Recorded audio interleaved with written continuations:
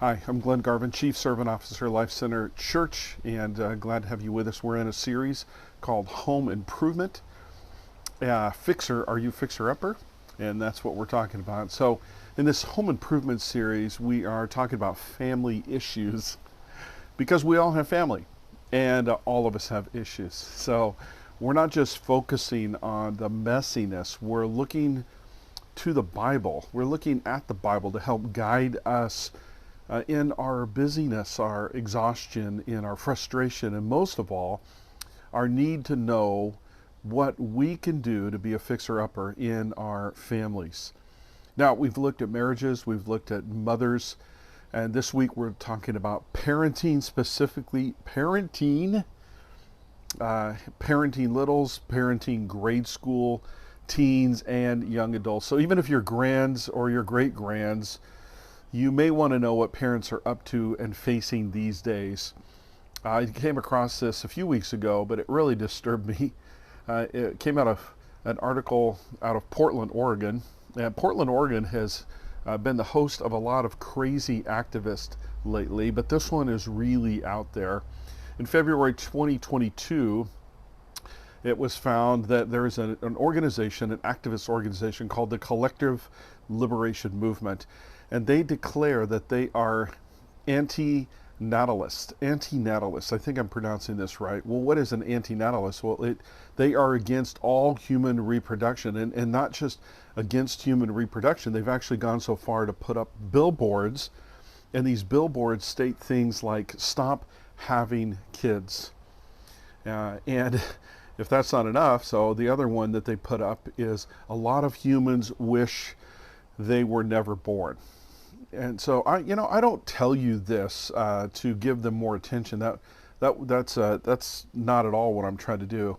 I tell you this to remind you that parenting is different and likely more difficult today than it ever has been. It's definitely difficult, more difficult than it used to be. And so, you can look at it like this, no worries here, because if you feel like it's too overwhelming to parent, there's always a whole educational system in our country. There's a whole educational system just waiting to parent for you. Now, I'm not going to read it because it is really it made me very angry. But in the notes today, I have a quote from one of the political outspoken people in one of our states, being very iffy about this, because you can read it in the notes. But they had a quote in there that's like, "Yeah, that's pretty much the way the country seems to be going right now." And parents have now got an even tougher job. So I did come across a mom blog that posted the 5 top struggles that parents are facing. This would be more with littles and into the young grade schools, but still the top 5 things they're facing. One is, in their children, they're facing back talking. What did you do? I was singing for Jesus because he died for our sins, and you just yelled at me to do that song when I was singing for Jesus. Oh, I'm so sorry. So that's why you should have been quiet and not yell at me. I should have been quiet while you were singing for Jesus? Yes. Okay. That was actually for Jesus. Okay. Because God sent his son to die for our sins. You were right. Okay, I'm sorry. So that's why you should be quiet. And this is our old church. This is my future. They're facing children not listening, frequent tantrums. They're facing aggressive and violent behavior in their children. And number 5, they are facing poor eating habits. You have any cream? Yeah, I've got some milk. Cream. For what? For coffee. Oh, you need some coffee. Yeah, not big. Yeah. That link is also in there. And all these, by the way, are before the pandemic. This blog came out of 2018. So I can just imagine that a few of these are even ramped up more than ever before. I just want to tell you, so for a starting point, I want to read from and start with a very, very old passage out of Deuteronomy. Deuteronomy was written in 1400 BC. That is over 3,400 years ago.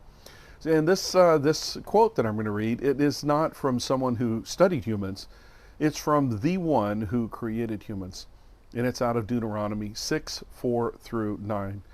Listen, O Israel, the Lord is our God, the Lord alone. And you must love the Lord your God with all your heart, all your soul, and all your strength. And you must commit yourselves wholeheartedly to these commands that I'm giving you today. Repeat them again and again to your children. Talk about them when you are at home and when you are on the road, when you are going to bed and when you are getting up. Tie them to your hands. Wear them on your forehead as reminders. Write them on the doorposts of your house and on your gates. You know, I believe, just starting right off, number one, I believe the most critical thing that you can do for your children is to make and keep some priorities straight in your own life. It's not a matter of you being, lax or lazy about parenting responsibilities. I believe our own primary purpose, getting this straight, is critical. So if you are trying to, mom, dad, if you are trying to live a godly life and your priority is not Jesus, then you will not succeed. If you are trying to build a godly marriage and your priority is not Jesus, then you're not going to succeed either. If you want to be the very best mother and father the world has ever seen and your priority is not Jesus, well, you're going to fall short. Again, let me put it this way. Our own responsibility, our own personal priority should be Jesus in our own lives. My first priority is to love God with all that I am. Somehow in there is a miracle that God does of when we make God first, it means that He allows us to abundantly make sure we've got time and energy and love to lavish not only on our family, but on others as well. But setting Him first is got to be the priority. I believe this. I believe a husband's first disciple, when somebody's going to get married, the husband's first disciple is his wife, and a wife's first disciple is her husband. If we can't learn to love and lead the person we have vowed to live for and possibly die to see them succeed in life. We want to see our husband, our wife succeed in life, not fail. Because if they fail, we fail. If they succeed, we succeed. So, if not, we have got to understand what it means, what it looks like, way before we become even a father or a mother. And that is we've got to serve one another in our marriage, so that priority has got to be straight. Our children at this point become our cooperative first followers of Jesus. They become our cooperative disciples because we're a team. We work together. Husband and wife have to. You got to double team the kids to get this job done. You've got to. I'm not saying it's impossible to be raised by a single parent. I was raised for a number of years by a single parent. I'm just saying it's a lot harder to raise children as a single parent. But when we are together cooperatively, we have this opportunity to disciple our own children. So what happens is that in many ways, this whole idea of this Deuteronomy passage, the Shema, this idea is that we would want to make it as natural to our children as it is to us. This relationship with God, this one that we love with all our heart, soul, and strength, we make it natural. And we want that to be equally so with our own children. But I want to tell you again, my children must know from the very beginning that God is my first priority. And then they must know that my second priority is my wife, their mother. And so, wives, I suggest it's very similar to your priorities. Wives, your first priority must be God, your relationship with Him. And second, it must be to your husband. These dynamics set up the proper way for us to understand exactly what God wants of us and how we should now give that to our children, giving them those priorities give them a sense of safety. It gives them a sense of security. One of the things I remember talking about a lot when the kids were even young is the fact that Robin is a priority over them. And she is my priority over them. Because if I'm not tending to that relationship, if I am not keeping that relationship strong and vibrant and active, then it ends up, and you know this because of how marriages go, you know it ends up hurting them.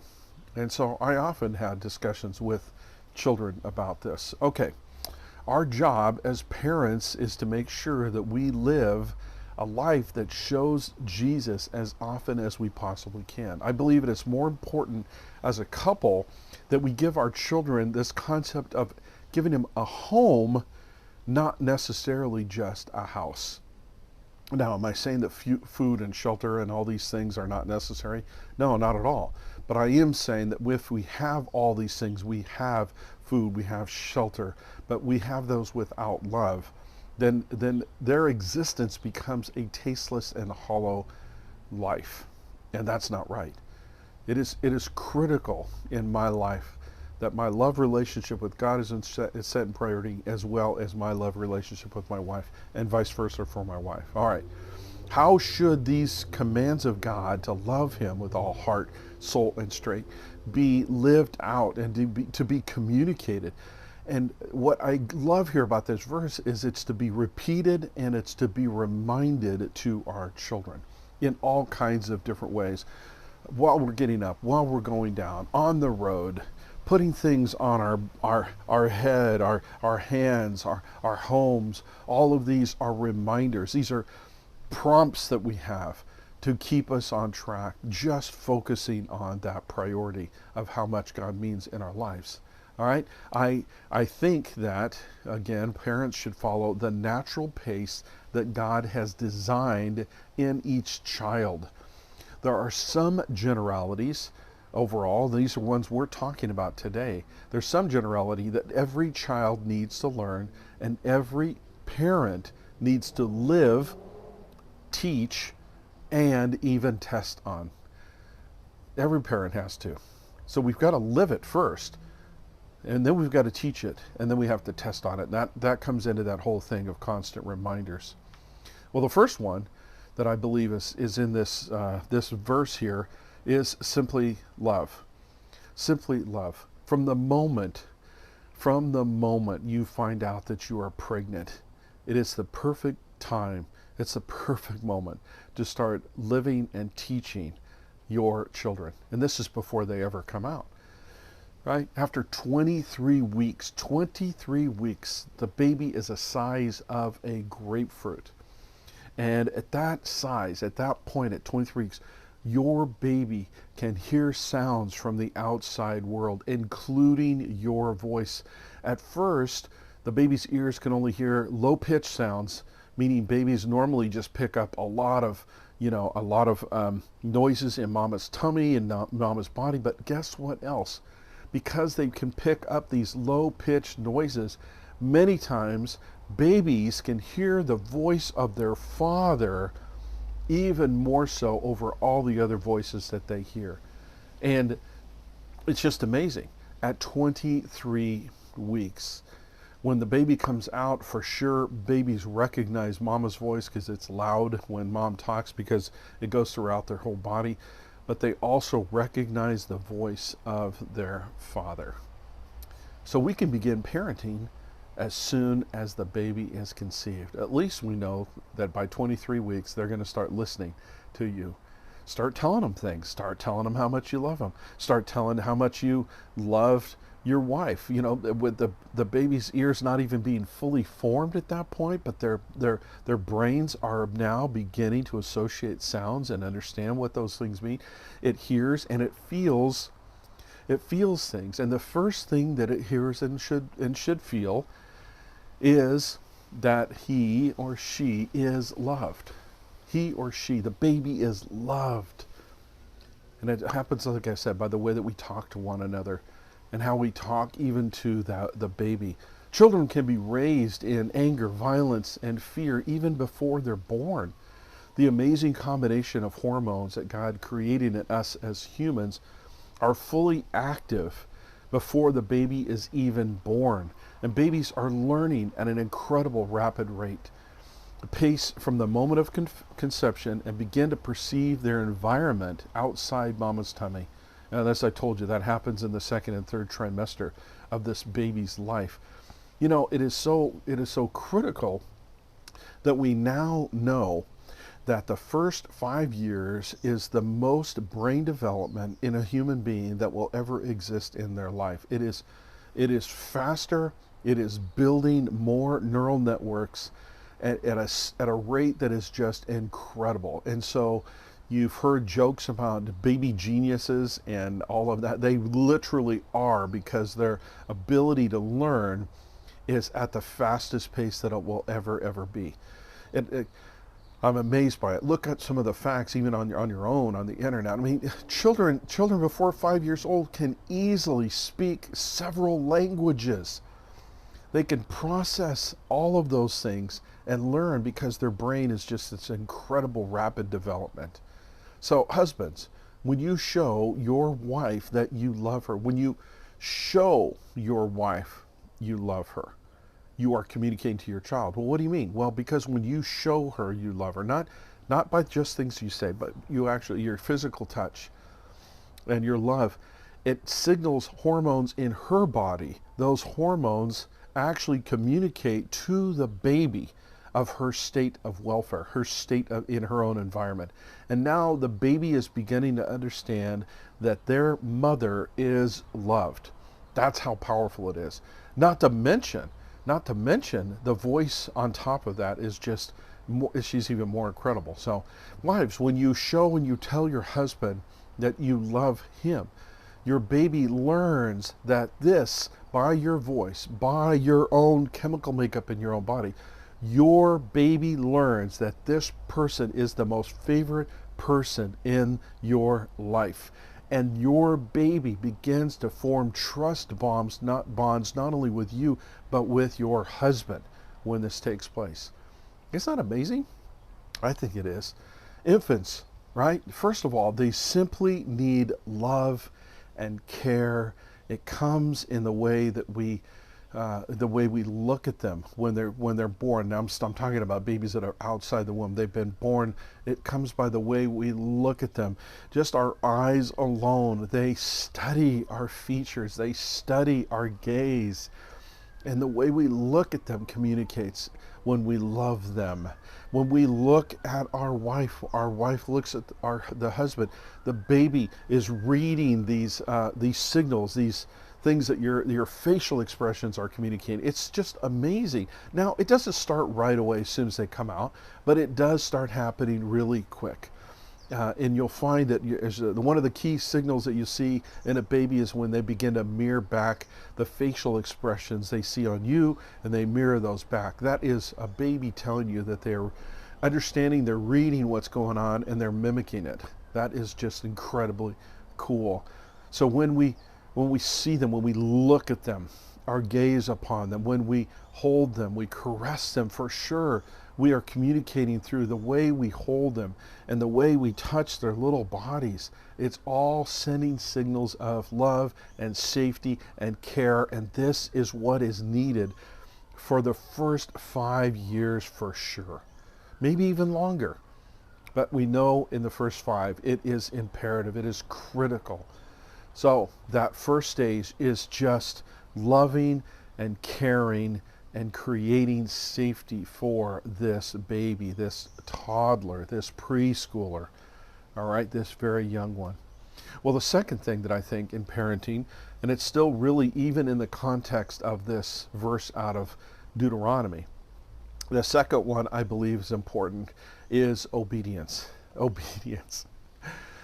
I think it's incredibly important that obedience is lived and it's taught, and it's definitely caught by your children, by our children, helping our children by establishing it through clear, repeated, and multiple opportunities of understanding When I say multiple, I am talking thousands and thousands of times over. You know how it is. It's repetitive. But we need to teach them this idea of obedience through boundaries of yes and no's.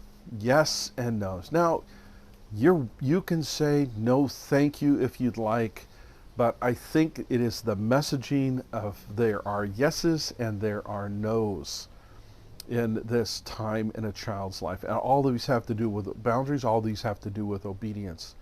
This includes thousands, and I say thousands again because little ones get into all kinds of things in seconds and in moments. Thousands of real and dangerous natural consequences.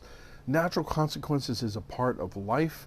It's a part of life when we're young. It's a part of life when we're in elementary grade, in teenage, young adult, all the way up into, and still today, we have natural consequences. Ask me about how often that older men should be on a ladder. The answer is 0. No older men, especially beyond 50, there are limitations, and men beyond these ages should not be on a ladder, especially a taller ladder where balance is necessary, without help. There you go. So we still learn by natural consequences. Anyways, I'll pass on that one. So, life itself gives children immediate feedback. And actually this happens in adults too.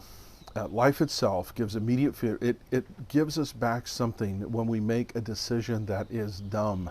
And we get back immediate results from that. When we stick something in an electrical socket, I did this as a child and blew up almost all of my electrical sockets in my home. All had blackened marks around them because I took tools and stuck them in those holes, and it taught me very quick that this was dangerous. But it's not just dangerous things, it's also brilliant things that we do. We get immediate feedback from life. Proverbs 22:6 is the famous one when it talks about this, especially when it comes to obedience, especially when I'm talking about boundaries. Proverbs 22:6 says, train up a child in the way he should go, and when he is old, he will not depart from it. And you may have heard, because I heard this years ago, you may have heard that this word train in Hebrew is from a word that refers to the palate or the roof of a child's mouth. And this is so incredible. The idea is that mothers would create a taste or create a palate, if you want to look at it like this, a palate of good food by rubbing crushed dates. You know, you could probably look at it as date butter in the child's mouth. And this is exactly what obedience does for children. It helps children create a palate, a taste, a craving for discipline. Interesting enough, right? And that is that instruction that is in Proverbs, the wisdom books that are the wisdom quotes that are in Proverbs, is that training, this way that we create a palate, actually helps a child yearn for discipline, yearn for boundaries, yearn for healthy, protective zones until the child grows up to understand things like independence and understanding things like delayed gratification, understanding things like respecting themselves and others. And if we are not giving a palate, if we're not training the palate of a child, then they are not going to learn some of these valuable lessons about obedience and boundaries. Okay, and so this is the way we do it. And it's constant, and sometimes you feel like you're not getting anywhere. You are. It is very slow going because we are humans, and it takes us a while to learn. And even though a child can learn 5 languages, they probably are not going to learn the language of no very quickly. So even in their brilliance and their wild brain experience, they can learn multiple languages, but the one word you really want them to understand, they're going to have a struggle with. And it's not because they're not smart, it's because they are smart. They're incredible geniuses at figuring out how to wiggle around and get out of this word no constantly. Okay. Anyways, the biggest thing a child must learn, absolutely necessary, is you don't always get what you want. And it is a battle. It's a struggle for them to learn this. It is actually, I believe it is a sin nature that in all of us, it pulls hard for us towards selfishness and an arrogance that we deserve to get everything that we can ever imagine. We deserve to get it because we think it or we want it and we want it now, and we have very little patience with anything else. This is in our nature, and it's up to parents to push back against this, because learning to be obedient, it counteracts that selfishness, it counteracts that drive, and it creates, believe it or not, it creates a healthy tension that has to be there until we're old enough to learn to be more self-disciplined. Now, I won't tell you a lot of stories on myself, but this is one of them. I did not grow up with a tremendous amount of discipline, and I think I talk about it here in a minute, so I don't want to say it again. But my mom basically did teach me, like I said, basic right and wrong, but I did not have a lot of discipline, and I was on one sports team. I wasn't in a lot of sports activities with coaches, and so I missed out on discipline. I missed out on really learning some boundaries and learning discipline and learning obedience. And I ask me about it sometime. I can tell you the results of that in my teenage years were awful. So just to speak from my own experience, all right? Let me pause here. This sounds like a perfect place. Probably is the place that I was going to talk about this too, but let me remind you that I am not an expert on parenting. I'll go ahead and tell you that my wife is not an expert on parenting. Robin, hope you're cool with that. I'm not a child development professional, and I did not know anything about all this growing up. And like I said before, my mom did taught me some basic guidelines, but I knew very little, if absolutely nothing, about parenting when we had our first child. I leaned on Robin for most of the ways. We tried to do our best in raising 3 of our very different children. These principles that I'm talking about, they're not off a list that I got off the internet. They're not a list that comes directly out of the Bible. These principles are what I offer as Robin and I, we have learned together now, looking back over all the years than when we were parents. So I just want to give you that little bit of information. Clearly, as a child learning all about love, they are going to be learning something else all on their own. I touched on this. It is not something they need to be taught. They know it automatically. It's not something they pick up. They don't learn this from other children, and they do not learn this from you as a parent. What is it? It's called self-will and self-determination. And I believe it means that rebellion of some sort will show up as soon as possible in your child, in a very, even when they're very, very little. It is amazing when we talk about we brag about the first words of a child, but no has got to be up there in the top 3 for sure. No has got to be up there. And these points of self-will and self-determination, they show up differently in every child. And sometimes they're very minimal. Sometimes you have children that do not show massive self-will and self-determination, not these massive reactions to everything that you ask them to do, and they don't show up with tremendous drama every time they're asked to do something. Some children don't do that at all. And people think, wow, that's the kind of child I want. I always encourage parents, when you raise a drama baby, when you raise a strong, self-willed, self-determined child, you are being entrusted with raising a world changer. That's what I believe. And it's not that a quiet child can't change the world, but I'm saying that when God drops this bundle of dynamite into your family unit, you know He is trusting you to raise someone that is a fireball. And they're a fireball for a reason, and God's designed them in many ways. A famous quote back in the day, we get children in a room and you tell them to sit down and be quiet, and somebody said, you know what, God put the Wiggles in there And who are we to come in and say that they're not supposed to be there? They're meant to be there. The Wiggles are meant to be there. Anyways, I have some notes in here about spanking, and let me just say this: Robin and I, we talked about it quite a bit when we were early parents, and we believed in spanking. We've talked about it often. How many times we actually followed through with it? And I'm not talking about abuse. I'm not talking about an over abuse of power. We're not talking about leaving marks. We're not talking about anything like that. We're not talking about super angry aggression.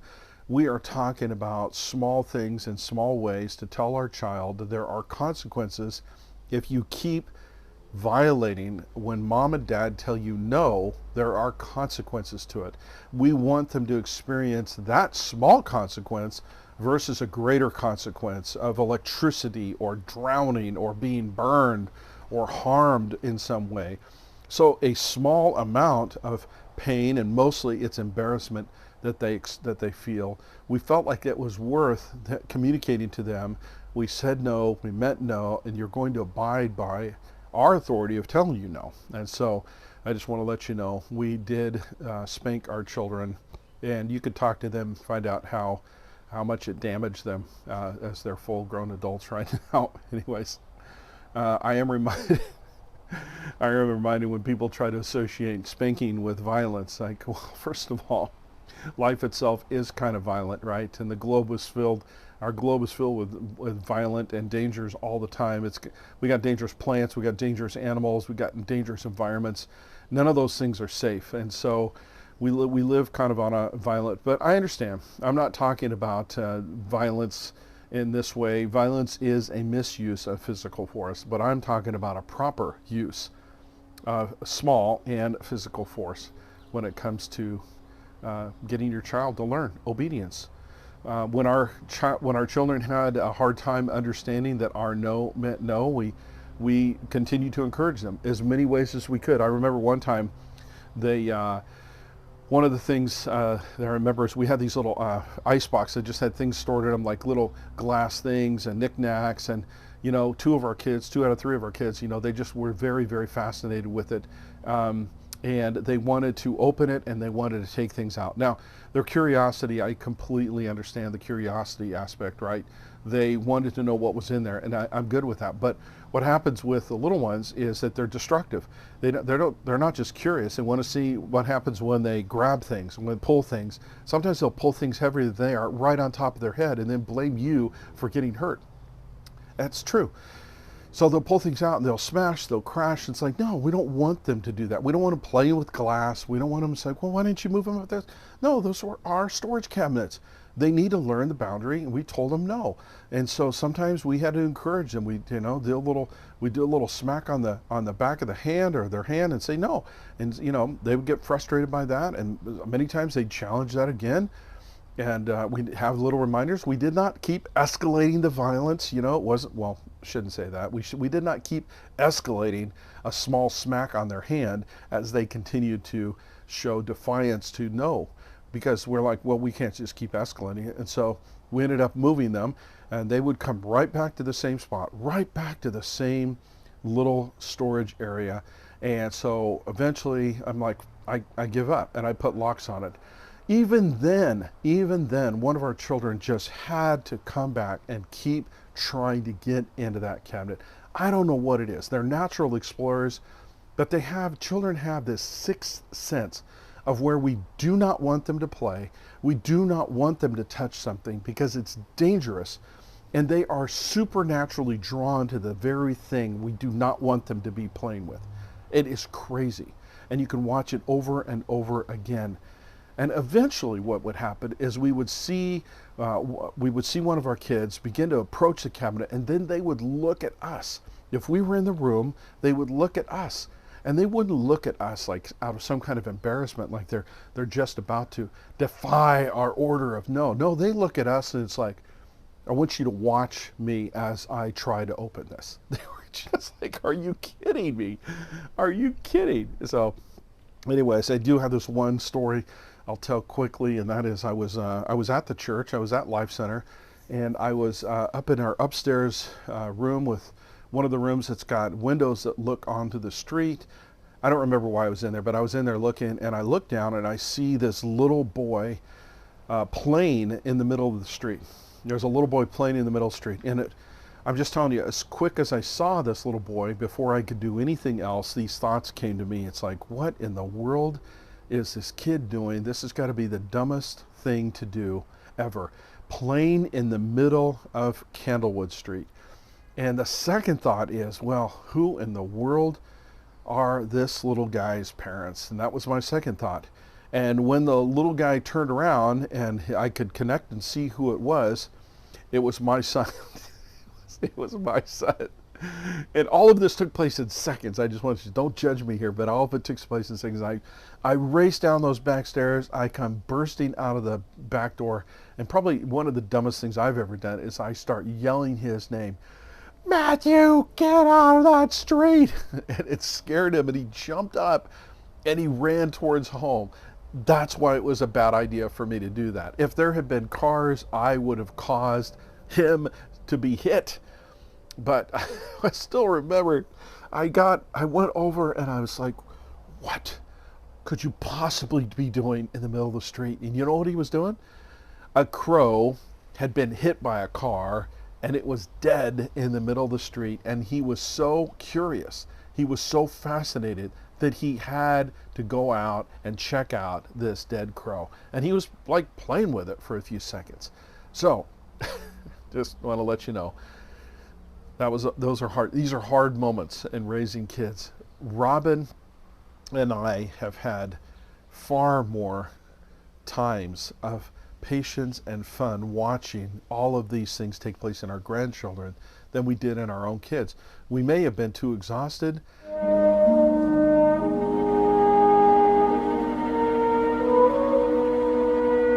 To think about what was going on as we're trying to do it, I don't know, but we fully enjoy this stage now, watching our grandchildren go through all of these principles, really. Obedience, boundaries, and consequences, extremely important in their development, but it is more important in their little discipleship and their understanding towards God, because as they learn things like obedience, things like boundaries, consequences, they are naturally attaching those because we're doing those, we're administering those in loving ways. They're learning to associate those with God, their Heavenly Father. And so that's why it's incredibly important. Character and discipline and obedience to parents, it's huge. It's the number 5 in the Big 10 of commandments. Honor your father and your money. That was a bad slip. Honor your father and mother. It's number 5. Number 1 through 4 talks about our relationship to God, and number 5 through 10 is our relationship with each other. And it obviously starts out with how we treat our parents. Paul restates this in Ephesians 6, 1 through 3, in his discussion about unity, and there's a godly order he talks about in Ephesians. And he says, as children, obey your parents because you belong to the Lord, for this is the right thing to do. He says, honor them, first commandment with a promise. And if you honor them, things will go well and you'll have a long life on earth, Paul says. Paul picks it up and says it again in Ephesians. I love that. The third one, this is 3. Now we're moving on, and I will try to go through this as quickly as I can. But third, as we move on in stages, now we're moving out of elementary and grade school age, and we're now beginning to get into preteen and teen itself. The third thing that children are absolutely going to need, that parents have a huge input in giving an example and modeling, is wisdom. Wisdom. Get wisdom. Get wisdom to them as best as you can, as soon as you possibly can. Sometime in this age, coming out of elementary, and like I said, preteens, a wonderful time of incredible brain change in a child's life. Children move through these stages like they move through concrete thinking, and now they're going to be moving into abstract thinking. They move from this literal, physical versus critical and theoretical thinking. It's just amazing transition, but it's extremely hard on the child. As children hit puberty, their bodies are massively flooded with hormones that prepare them for adulthood. For most of them, it's the most strange and difficult time in their entire life. Estrogen and testosterone are key hormones that literally take over a teenager's body and makes them physically, emotionally, and even psychologically change without asking for permission. It happens in them automatically. God has designed it to be so. So when I was younger, I often did this. I described testosterone hitting a young man using an old Star Trek concept that took place in Spock's Vulcan anatomy when he was serving on the Enterprise, right? And on Star Trek, it's called Ponfar, and it completely wrecks Spock while he's trying to live in this human environment. And as I have told friends, I've told young dads, I've told dads when their boys are getting into preteen, that testosterone is like battery acid flowing through your veins. It just drives you crazy. I put links in my notes of the biological changes, the hormones, and what they do to our bodies, what they do to young men, what they do to young women. Those are extremely important. You might want to look those up and just go, my gosh, look at all the changes that take place. Look at the rapid growth in muscle. Look at the mass. Look at the things that change physically on their body, things that happen on their face with acne and explosion of the face changing in oils and all these things. And the brain development just goes through just really horrendous chaos as these hormones, as estrogen and testosterone, flood the brain and causes massive changes. And it's surprising. So I would say be patient. I would say be patient through this. But this is this whole idea of getting wisdom. It happens during the same zone. Every young man and every young woman must get this one thing down, especially in their teen years. Get wisdom. Proverbs chapter 1, 2 through 4. Their purpose, talking about Proverbs here, their purpose is to teach people wisdom and discipline, to help them understand the insights of the wise. Their purpose, this Proverbs, is to teach people to do what is right, just, and fair. These Proverbs will give insight to the simple, knowledge and discernment to the young. Wisdom in the Old Testament is kind of a word personification of Jesus himself. Jesus embodies every facet of what this word and this book in Proverbs is all about. And what does it look like to have Jesus in your life active with these Proverbs working? That wisdom can be yours, and it should be yours, especially in your teenage years. I'll talk about it completely different and much more in a deeper way on Father's Day, but we must get wisdom into our sons and daughters. It is critical. Tim Keller believes that the book of Proverbs was a curriculum package for young men who were growing up. Have you thought about the book of Proverbs? And it's more like a training manual for how to know and fear God, how to live life, and how to treat other human beings. And with that curriculum, the one thing that is threaded throughout the whole book itself is this idea of wisdom.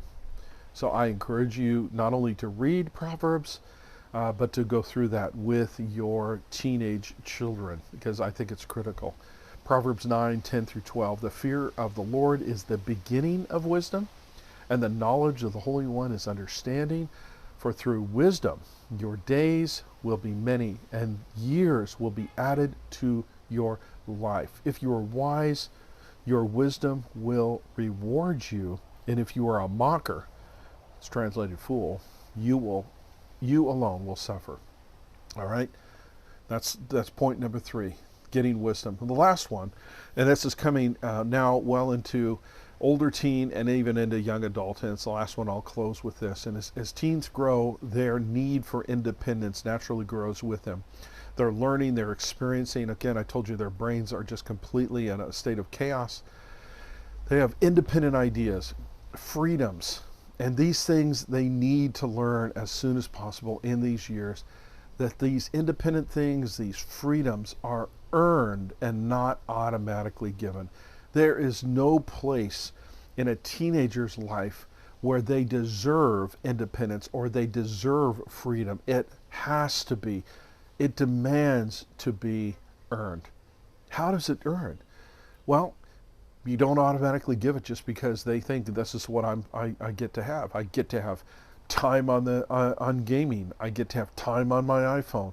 I get to have free time and not do this, or I get to do whatever I want with money or do whatever I want with friends. Like, no, actually, there's no rights, there's no privileges, there's no independence, there is no freedom without responsibility. There is none. These are earned things. The sooner you can get this into a teenager's life, the better it will be. It is literally for their own good. This is not just to cause hassles. This is not just to give them grief. This is not just to continue to have arguments going around the house. This is for their future that you are building. Again, our job as parents, we're preparing our children to live a life on their own. This is what it's all about, to be prepped, right? So, say, case in point, a little example here. If they want freedom to swim, but they do not get to swim, you do not let a child, or maybe even a teenager, but you don't let them swim until they've learned and proven that they know how to swim, right? As they learn to handle more and more and have proven not just responsibility, but also this thing called accountability, then they begin to understand that I get more freedom because I have done well with responsibility. Youth have a hard time understanding this. As parents, we're completely responsible for their behavior. They break a window, we end up having to pay for it. Now I know you're saying, no, they should pay for it. Well, of course, but the neighbor doesn't come to that child, that teenager, and say, you broke my window, pay up. There's an expectation that the parent is on the hook. A teenager crashes the car, it's parents that often get involved in having to pay for it. It's on, quote, our insurance. So it does, their behavior, it doesn't just affect them, it affects the entire family. And they don't get that. That's a hard lesson to learn as a teenager. Their behavior affects the entire family. And I'll talk about it also on Father's Day. Their behavior, sadly, even small missteps can lead to large disasters on ruining their life and the family legacy, the family name.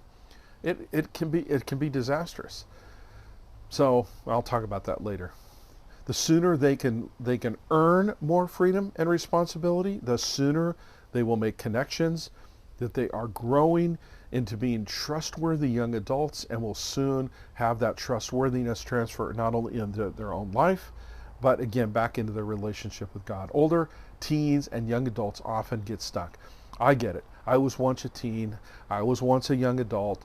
I was fearful of becoming an adult. I wasn't all excited about it. A lot of my friends were excited to get older. I did not want to get older because being independent and being on my own was not fun at all. By the time I was 19 years old, my mom had moved out and left instructions on how to move all of her stuff, the entire apartment, furniture, all of the packing, all the dishes, all the clothes, everything that was left in the apartment. She'd left instructions that I was to pack it all up and I was to put it into a storage unit. Now she paid for the storage unit, and she paid for whatever I needed. If I needed to rent a truck, she paid for that as well. But I was the one that had to not only move all the family stuff into storage, but then I had to close down all the legal aspects of renting that apartment, paying the final rent and dealing with the landlord, and getting back a security deposit, all this stuff. I was 19 years old, right? And I was sending my sister to her in Oregon. I was so overwhelmed with all this stuff. So at 19 years old, I find myself on my own. I was a sophomore in a private college, and I didn't have a lot of money. I had very little money at all. My only choice was I had to learn quickly, and I had to continue to move forward to get a place of my own and begin building a life of my own at 19 years old. And so I get it. I understand. I understand being stuck. I understand being frustrated. I understand, it's like, what am I supposed to do? How am I supposed to make money? Everything that I did, every decision I made was, I was begging God in prayer. I was begging. It seemed like every small opportunity, every small find was God opening a door by His grace supernaturally. Timing was incredible, but God was doing it all, and I was worried and dreaded every moment of it. But I understand they get stuck. With our children, as parents, we can advise, we can counsel, we can pray, we can help in so many ways. But they're the ones that have to make these decisions as they get older. The things that we talked about earlier about about learning obedience, about knowing that they're loved, learning obedience, about wisdom, and now about earning these freedoms and independence through handling responsibilities. These are all things that get them ready to make these decisions. And when we shortcut them, when we try to, definitely helicopter parent, when we try to overcompensate for everything that they go through and everything they do, we're shortcutting them. We're making it more difficult for them to do these things in growing up. At some point, they have to make it on their own. At some point, they have to live a life that they choose to live. The longer it takes, the more difficult it becomes. That wraps up our time. I want to pray with you. I know it's a lot of pressure on parenting today. I know there's a lot of things going on. I want to let you know that all of it is worth it. I want to let you know, again, I didn't say it at the beginning, but children are a gift from God. They're an incredible gift. And what they give back as they grow, the joy, the delight, the wonder, it is all worth it. I should have said it way up front, but I'm telling you now, it's worth it. And they are worth it. And I thank God for each one of my children. I find it incredibly amazing to watch their lives as they grow, now as adults, now as parents on their own, and I'm thankful for each one of them. I want you to be an incredible parent, the best dad, the best mom that the world has ever seen. I want you to stay in your marriage. I want you to stay tight with your kids. I want you to become friends with your children when they're an adult.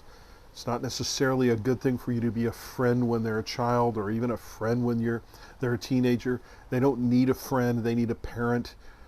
Dads, they don't need a friend, they need a parent. But as they get older, it's incredible to have them as friends. And I pray that for you. God bless the folks that are parenting still, and may you, oh God, show up in their lives and in their children's lives just to honor you and to follow you, turning their hearts, turning each one of our children's hearts towards you, God. I ask this in Jesus' name. Amen. Amen.